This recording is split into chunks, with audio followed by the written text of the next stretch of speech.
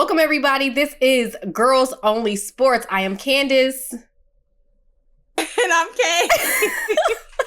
That's new. I got to say my own name I now. was waiting for the intro, but this whole new virtual thing, we gotta work our flow. Okay. We get used to it. We got new rules now, I guess. Yeah, we got new rules. I know our little setup looks a little different, but us being virtual is just to get you all some more content. There's been a lot going on, and about time we record, news is old. Oh. Why we record yesterday and that was already old? Right. Like, we didn't even get a day just to be like, oh, yes, we got virtual to work. Our content was already old. So this is, where we're going to be. We will still be in the studio for interviews and some other things. But this is just to push out some more content. You can find us on Girls Only Sports on all social medias, Twitter, Instagram, TikTok, YouTube. That's where our show is uploaded. You can listen to us on Apple Podcasts and Spotify. So please follow us, subscribe, like, comment, do what you do. We just want to be a part of the conversation. The good, sometimes good conversation. Sometimes bad. Sometimes bad. We'll say bad. A little controversy, though. A little controversial. And we're going to get into a little of the controversial because, as Kay said, we had a whole recording yesterday where we sat here for almost an hour and broke down the U.S. women's national team's, their soccer team roster. And then we broke down the U.S. women's national basketball team roster. Because in the landscape of women's sports, these two teams probably have, the highest metric in terms of it's gold medal or bust. Yes. And they're probably two of the toughest teams to actually make. Yes. And, we ran down our basketball. Right. We made our selections. We did. And the next day, sources leaked the roster. Yeah. Which is we do got to go on record and say, though, you were spot on with your 12. I was. Kinda. You were spot on with your 12, but you put Caitlin in your 12. I did. I put with just an to start out with an asterisk. I did put Caitlin Clark in my 12. Let's just get the story where it starts. Yeah.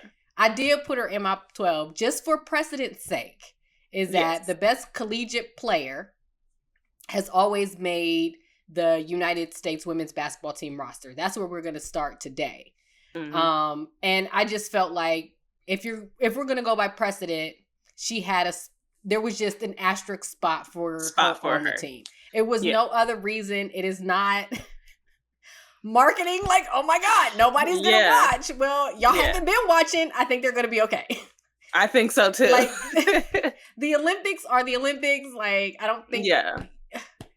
If you weren't going to watch basketball, like, come on, guys. It's not going to hurt anything. You've not been watching, so it's fine. Right. That was my justification. Granted, there will be, what I said yesterday, that there were going to be players that unfortunately got left off. I left Diana Taurasi, who is a GOAT, who, by the way that she's playing, I'll take the heat. She's been playing well this year. But I felt like, she's been to, I believe, 4 Olympics. This is possibly her 5th. That it was time to change the guard in terms of, you have Breanna Stewart, who is a 3-time Olympian. jaWilson will be a 2-time Olympian.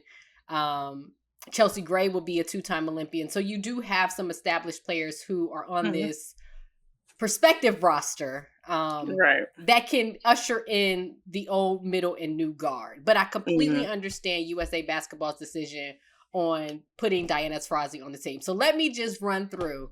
Kay said, I was on it. You was spot on with it. This was the team. This is the leaked roster that got announced today of the U.S. women's national basketball team for the Olympics. The mainstays, obviously, jaWilson, Breanna Stewart. We know they were going to be on the team. Those are locks. Alyssa Thomas, Nafrisa Collier. To me, those two were locks as well.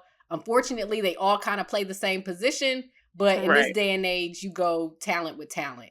Jewel Lloyd, this is actually her second Olympics. USA Basketball rated the Aces roster. Jackie Young and Kelsey Plum make the Olympics. Sabrina Ionescu makes her first Olympics. She was on the World Cup team last year. Kalia Copper KFC having a season. She's having a season. An absolute season. We'll get into it a little bit of some of the discussion that's going around this team. You cannot justify leaving Kalia Copper off of this team. Absolutely not. Like, the way that she is playing, the way she's shown out, like, you cannot leave her off. No. No. Yeah. She just hit a buzzer beater last night. Outside of a couple players, she's probably the fourth best player in the WNBA right now. Right. The aforementioned Diana Taurasi, the GOAT. One As of the she goats. should be, yeah. My GOAT. But then there are two White Mamba. There are two players that also have some asterisks because their status is, one of them is really unknown. The other one for other reasons. So one of them is Brittany Griner, who's been out for most of the season. She got injured, broke her toe. But as we said, like, yesterday, like, if I was Brittany, like, I'm not stepping foot outside of the United States again. Yeah. Like, I'm a USA baby. Like the Olympics got to be here for me to go. Like, y'all got to bring. I ain't trying to be funny, but like, close borders. Like, I'm not leaving. Yeah, like I'm not going nowhere. Even when the W go to Toronto, like, that's a loss because I'm not going. She can, like, I'm not going. I'm not going. Like, after what I've been through, I'm not stepping foot outside. And rightfully so. Rightfully so. But she's such a talent.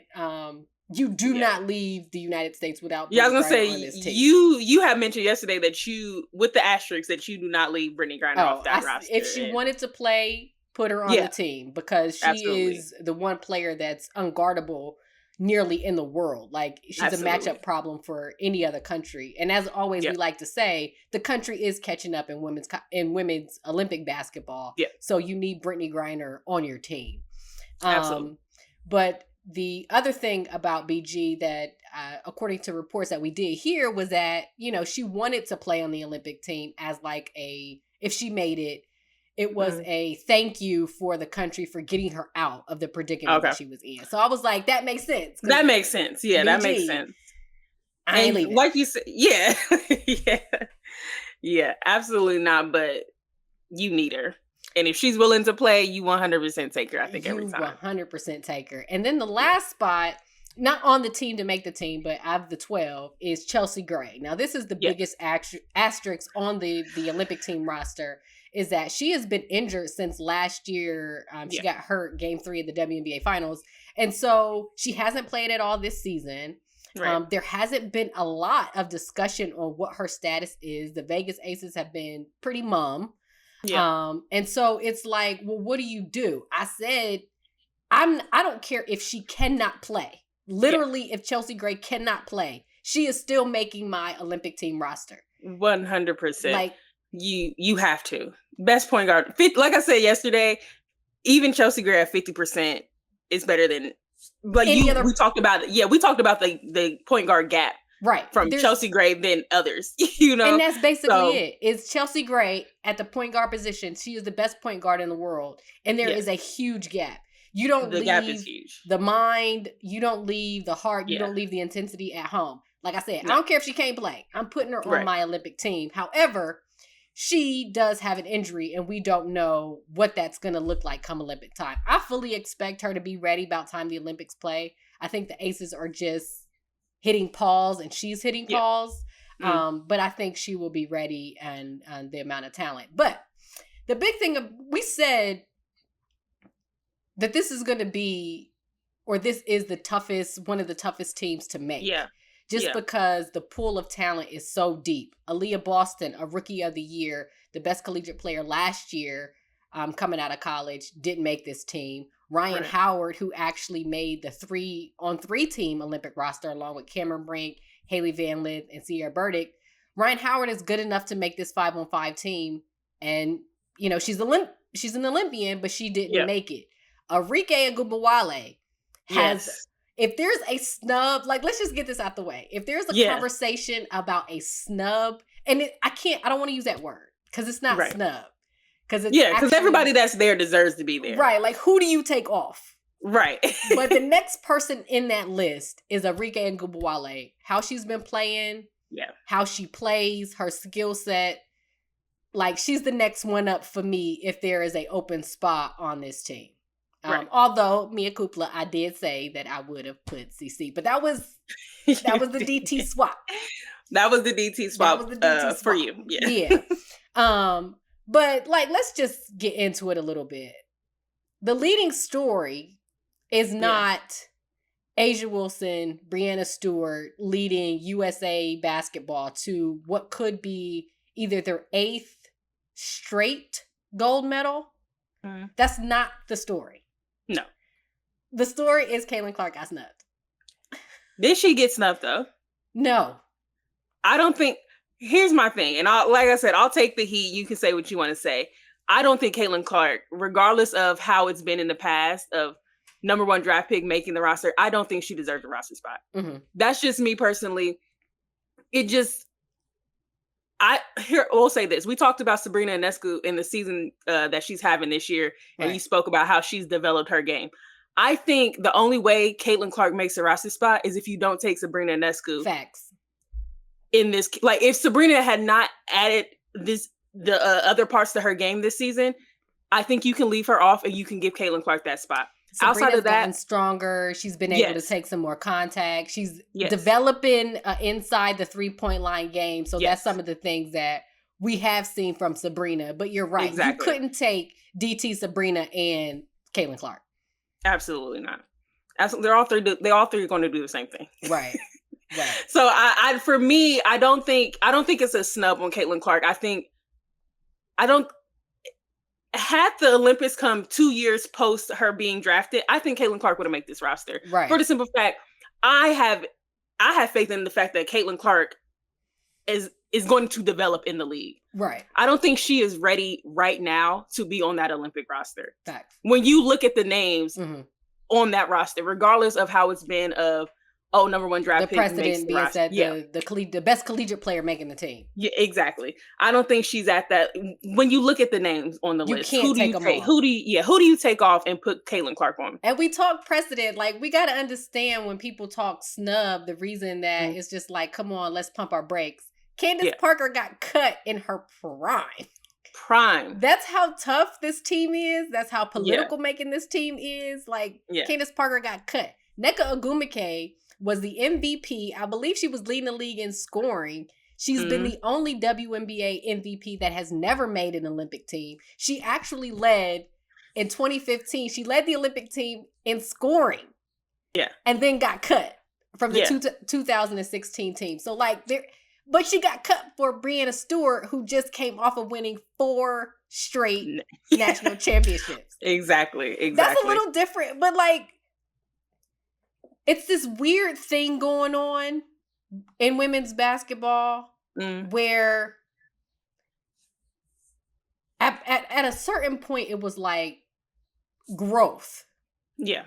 And everybody's excited about the growth. But now we're putting the growth as the precedent over everything else. Over competition. Yeah. Over players who are currently playing at elite levels. Yeah. Like, the immediate conversation from some is like, well, I'm not going to watch the Olympic team because she's not on it. So that's okay. Are you putting Caitlin Clark on the team are you advocating for a marketing stamp? Like, this is the Olympics. Yeah. Yeah. You know what I mean? And her being on the team is not going to get anybody else to respect the players who are already there, because the tenor of the conversation, you're currently disrespecting them. By saying you're not going to watch these elite basketball players play, because one player who will eventually be on the team, who probably will eventually lead the team, did not make it this year. And you have to think too, like, she's not been in a single USA basketball camp leading up to this Olympics. Talk about it. You know what I mean? Like, there's just so many things. Like, we discussed even on the soccer side, there's certain players, they came into camp, this last camp, and they look great. Mm-hmm. But do you take somebody that's been in a camp, one camp, versus somebody that's established and knows the system and knows how international play is different and playing with players that you're not used to, versus, your team at your basic WNBA team, versus playing with all these greats? How do you incorporate and how do you play with them? So I just think like I said, if the Olympics was next year, I think she makes it. Right. But going off of what you said, Cheryl Reeve, who is the head coach of the women's team, she did say, like, I haven't been in the trenches. Well, reports have her saying she hadn't been in the trenches with Caitlin Clark. Yeah. She hadn't been in any of the camps. She hadn't been in any of the world. I mean, granted, she was a collegiate player, but this is somebody who's not had a history on the senior team. Yeah. So she did not know. So, Cheryl Reeve, who, she's been vocal this season. Like, and that's the only one we got to worry about, because Cheryl ain't about to be quiet if the conversation don't move. Like, no. But she's definitely not. You're right. Like, Caitlin Clark's time is coming. Mm-hmm. But we'll probably get into this a little further when we do our full show. But this weird kind of, I don't even know what you call it. It's just engulfing women's sports in a way that lacks nuance, lacks complexity, lacks respect, because it's like we have to forsake everything that we have seen through competition. Right. Like, women have been playing sport for a long time. Like, this is not, women playing basketball isn't new.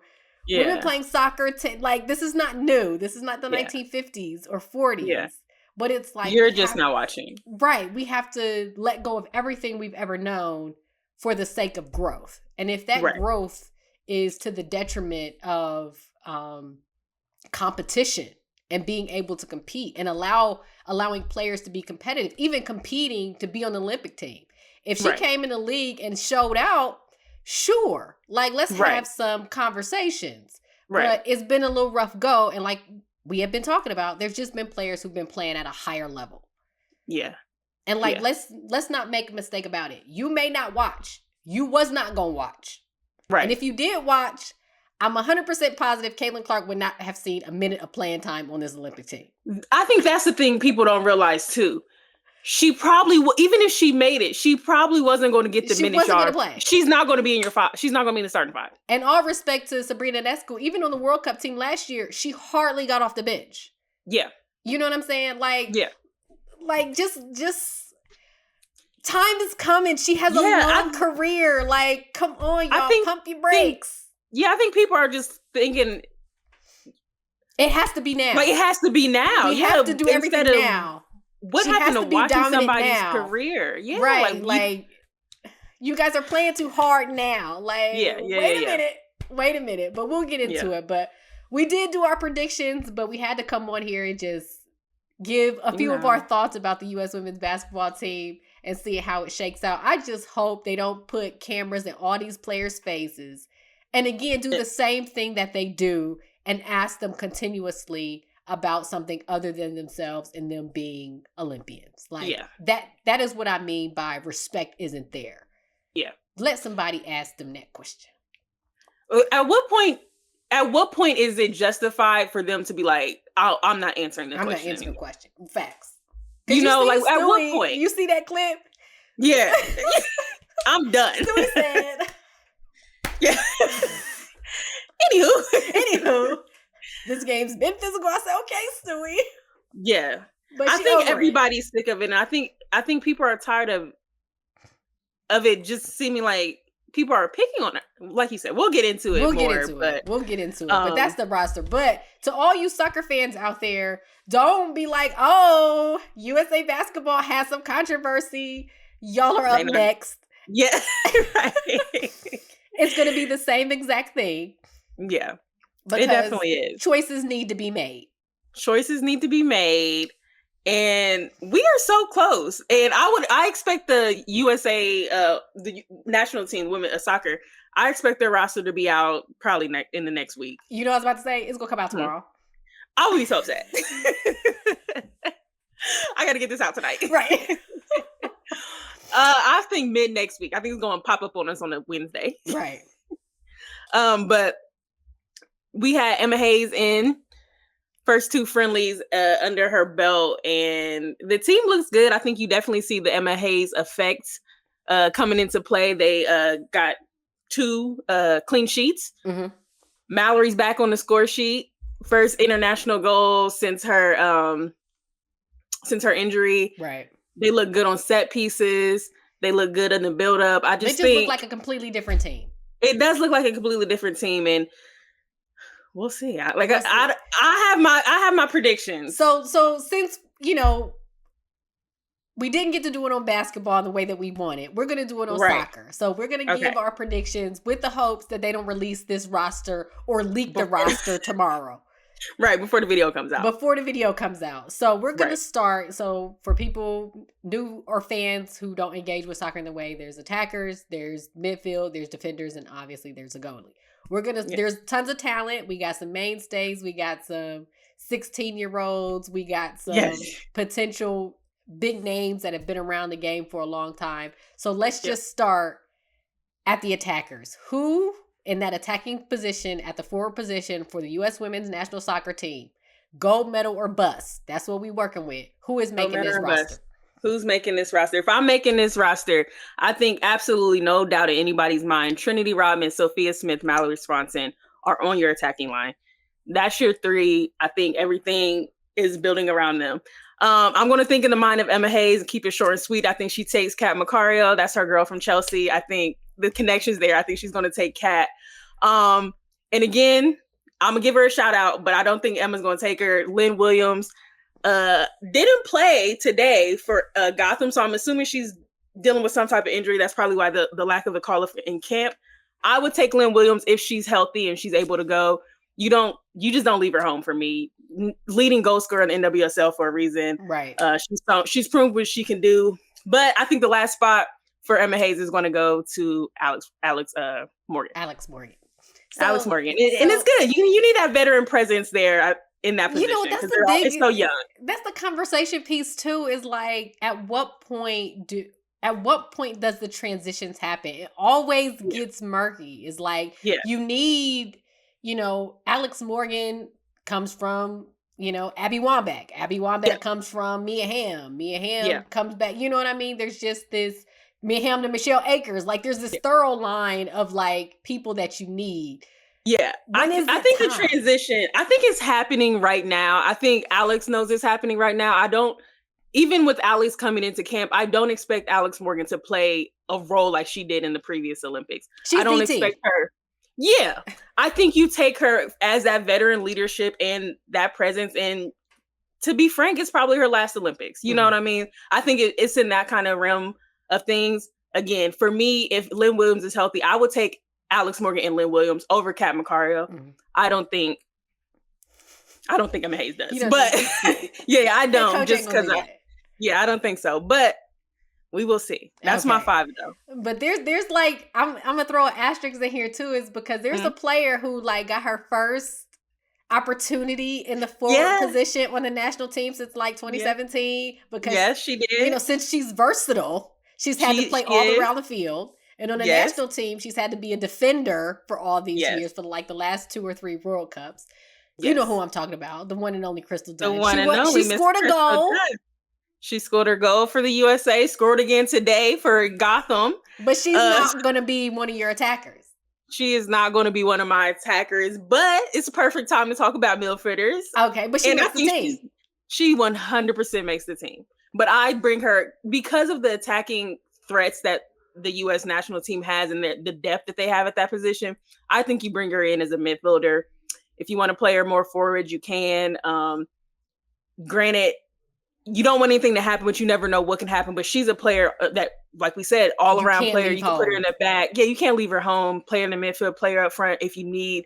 Of course, she's making a team. Yeah. She's just not going to be an attacker for me. I think Emma Hayes was making a point there. Right, like, y'all didn't do my girl dirty. Like, oh, yeah, y'all did her dirty, but I ain't going to do you like dirty. That. She's like, I never do you like that, Crystal. Right. I'm different. Right. The rest of the midfield for me, I think Lindsey Horan, obviously your captain, has to go. We know what Lindsey could do. She just has. She's your force. Yeah, she got that fire. Yep, yeah, exactly. That's exactly what it is. Healthy Rose Lavelle is coming every time for me. Oh, every time. Cincy girl, we love Rose. She's coming for me. If she's healthy, I think the injury thing I honestly think it makes Emma Hayes nervous as well. But she looks good. When she's in form, she's in form. Right. And her on the ball is dangerous. You don't leave Roosevelt at home as long as she's healthy. Even if she doesn't play a full game, she can come off the bench. She can start. She just brings an energy to the game for you in your midfield. So then for me, my last two in the midfield is going to be Sam Coffey. They brought in some new Hirschfeld, and there's a couple other people that have been in and out in the midfield into camps, and Corbin Albert.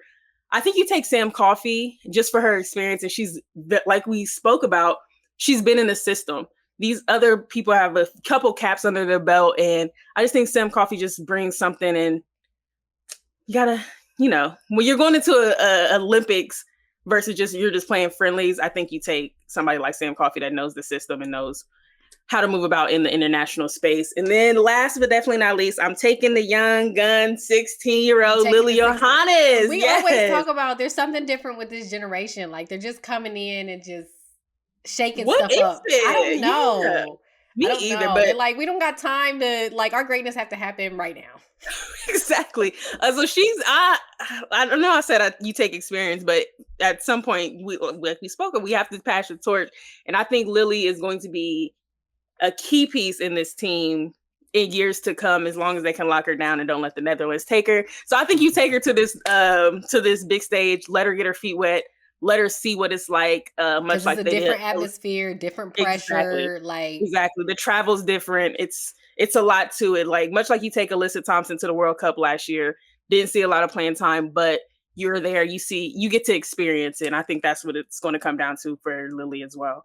And now we did our attackers, we did our midfield. Now we'll go into the defenders. We'll save the goalies for last. But there's one player on the defending team, on the defending side, is probably the most important piece. Yeah, 100%. On the USA team, probably the future captain of the USA team. They need her in form, and probably one person that you could say is an absolute lock. You start your roster with Naomi Girma. 100%. Yeah, 100%. Like I spoke on it yesterday, there's not enough nice things for me to say about her. She's intelligent. Like, she's intelligent. The ball, she can play forward. She's just a key piece. And like you said, she needs to be healthy. I know she got knocked in. She got a knock in the She Believes Cup, but seems to be back in form. Doesn't seem to be anything that's lingering. Playing full games. Played a full 90 yesterday. So she's that piece. To hand the captain's armband to a 23-year-old, she's different in a game. Yeah. That's different. Yeah, you know what I mean. That shows the trust that they have in her and her ability to lead the team. They talk about if you see Naomi in like interviews and stuff, she's real quiet, but they talk about how vocal she is on the field and everything like that. So you have to breathe. Like, that's the first person you're calling. Like, right. You're going to be here. I think there's a couple people like we spoke on that are for sure on the team. And I think Naomi Girma is that number one person that you are absolutely going to bring, because like we spoke on, she's going to be a key piece moving forward for this team. She's somebody that you need healthy. Also, Jenna Neiswanger, I think she's another young one that definitely makes the roster. Emily Fox, Tierney Davison, I think that's your four on the back line that you go with. I think the last two is kind of where it gets tricky. They've had several people in camp. I didn't mention it last night, but definitely shout out to Sam Staub, who got her first cap over the last weekend on those friendlies. Did an amazing job, but again, for me, it comes back to the amount of time you've had in camp. I think in the future, Sam Staub will continue to get capped. I don't think she makes this roster, but I did want to shout her out because I did forget about that yesterday. She did good. She played amazing out there, but I think for this tournament, I think you take Emily Sonnet. Saucy's going to do your dirty work. Like, she's going to do the dirty work. She's experienced. She knows what it takes. You can bring her off the bench for some energy. Like I said, those four are going to be your starting four, but I think you take Emily Sonnet, you take Casey Kruger. Again, having an incredible season on a club level and that experience, she's been there. She knows the ins and outs of playing on the national team. So yeah, those are my defenders: Naomi Girma, Jenna Neiswanger, Emily Fox, Tierney Davison, Emily Sonnet, Casey Kruger. For the last two, obviously, the person in the goal. My favorite player. She stops the goals. She kicks goals. She saves goals. She does it all. But she's been injured, so everybody has been like, oh, what's going to happen? Is she going to be ready in time? What's going to happen? Obviously, I don't think you leave for the Olympics without Alyssa Nair. Absolutely not. I think even Emma Hayes spoke on the fact that if she wasn't injured, she would have been in camp.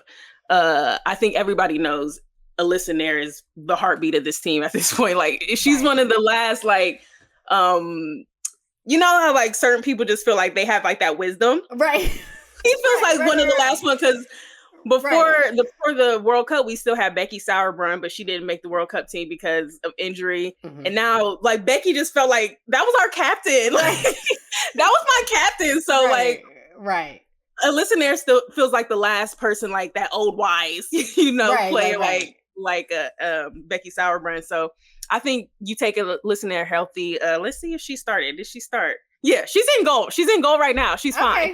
Okay, she's making her way back. So same thing like BG, like 100%. But when she's healthy, she's really good. Right? Exactly. No, the news report came out that she was going to play. BG was playing today, or played. Did she? She played last night. She did. Did she? She did. I didn't even catch that game. I seen the buzzer beater. That's about it. She did. Okay, so yeah, like those people like that, you have to say, you see that wisdom. And as much as you don't want to see Alyssa Nair hurt, I did think it gave an opportunity for you to see Jane Campbell and Casey Murphy in goal, which I don't think you would have seen had Alyssa Nair. You probably would have just seen one of them. But for me, it changed my opinion, because before, if you asked me who was my number 2 behind Alyssa Nair, I was taking Jane Campbell. But Casey Murphy came and put in a shift. Okay. She put in an absolute shift. Okay. So I think Casey Murphy, she earned her spot. I think for me in those friendlies, she showed up the best. She had the best awareness and she made some good saves. I just think Casey Murphy pleaded her case to me. And I was like, well, at a club level, I think Jane is in great form. She has to be. But in those friendlies, I think Casey Murphy she put in a shift and she showed up, and I think she proved herself. So I think that's my number 2 goalkeeper coming in behind Alyssa Nair. So those were the predictions for the U.S. Women's National Soccer team. Yes. Hopefully we cross our fingers they do not release this in the next couple of days so y'all can get into it. We had to have more back-to-back days. But the thing is, so I'm going to put it to you like this. I started out saying that these two teams, USA men's basketball, but they've had some up and downs. But in terms of the expectation of teams and dominance of what it is to be the U.S. Women's National Basketball team, I believe they're going after their 8th gold medal at the Olympics. I do not believe they lost in the Olympics since 1992. So that's the level of dominance that we're talking about. The competition has definitely evolved. Yes. Belgium, Serbia, Japan, China. Australia's always a contender. Like, there are some teams that can really battle. But the amount of talent on the USA women's basketball team, I expect them to come away with a gold. Granted, it's going to be a bit tougher for them because they're in season and there's this break in the middle of the WNBA season where they go play the Olympics. So all these players who have been competing against each other will now have to form a team and then have the expectation to assemble in the Avengers. And then win. And then deal with the swirling thing that's just covering women's basketball at the time. But we fully expect them to win the gold. Yes. But for the U.S. women's soccer team, I want your honest take. Realistically, with the predictions you said, and ultimately with the roster that will ultimately be announced, what are the U.S. women's national soccer team's chances of winning a gold? I'm not going to put the gold medal on them because we know gold medals, World Cups, they're not as dominant as the basketball team. Yeah. But what is the realistic chances they get of making the gold medal match? I think the chances are high. I think they have a good group stage I said yesterday, if they struggle in the group stage, I think they struggle through the whole tournament. And I think that's where their downfall will be. If they have a good group stage and they're able to work out the kinks, because again, you have 2 friendlies before you're off to the Olympics, and then it's game time. This is the real deal. There's no more playing with it. I think they have a good group stage. They're able to work out the kinks and get into a good rhythm coming out of the group stage. Lead your group stage easy. I think they make it to that final game. Okay. Can they beat Spain? Love them to death. I don't think you beat Spain. I don't think you beat a fully healthy Spain with the way. So Nations League was this past week. The way Alexia played, and if you have a healthy Aitana, she didn't play because she got sent home with an injury. I think that'll be the only thing that hurts Spain is if Aitana's injury is worse than we think it is. I don't think it is, but Spain is so dangerous. Like the threat they have young, just like we do. They have young talent. They have the experienced talent. Like I don't think right now, with the time that we have to grow into this new Emma Hayes system, we beat the Spanish yet. Sorry, Emma. I just don't think it's our time yet. But that would be a fun game to watch. Yeah. Yeah, I have to look at how to maybe it can grow women's sports. Yeah, maybe. We need more growth. Yeah. But we're going to try to bring more, obviously more Olympic content because we expect it to be a really great year. I mean, Simone Biles in gymnastics, I think she just won another U.S. championship. She's going to be headed back, doing some big things. The U.S. Olympic trials is coming up. Sha'Carri Richardson looks like she's completely in form. And she's unreal. Like, I'm rooting for her because they try to play good sis because, like, Yep. It was not a big deal, but they try to play her because... I ain't even gonna go into that. That's we ain't even gonna go into it. That's all news. Sydney McLaughlin looks really good. Like she threw down 200 meters, but it looks like somebody is threatening her 400-meter hurdle record. So she may stick to her event. So when those trials come up, the U.S. women's volleyball team roster got announced. So I mean, we may bring in some good volleyball people to come talk about the professional women's volleyball league, as well as the U.S. women's national volleyball team roster to get their opinions. But we're going to try to bring you some Olympic content because, like I said, Olympics is like, we're like USA. Like, like, it's like, go USA. Yeah. One time you can be super patriotic. Not in the World Cup. The World Cup and the Olympics, and that's it. Yeah, that's it. That's all we got. We USA all day. Right. But it's exciting and it's so quick. The Olympics are so fast. Right. And it doesn't even feel like here's Paris 2024 and we just had an Olympics in 2021. You know what I mean? Yeah. It seems way longer just because so much has happened over the last 3.5 years as it relates to women and in sports and all the excitement that's going around. Like we got dominance, we got teams, we got controversy, we got all of it. So we're going to do our best to keep up with it all. But thank you for joining us for this show. Again, please follow us, comment, subscribe on all of our social medias, YouTube, Apple Podcasts, Spotify, Instagram, Twitter, TikTok, Facebook, all that good stuff. Girls Only Sports. Girls Only Sports. I'm going to say that 150 times. Girls Only Sports. I am Candace. This is Kay. We will see you next time.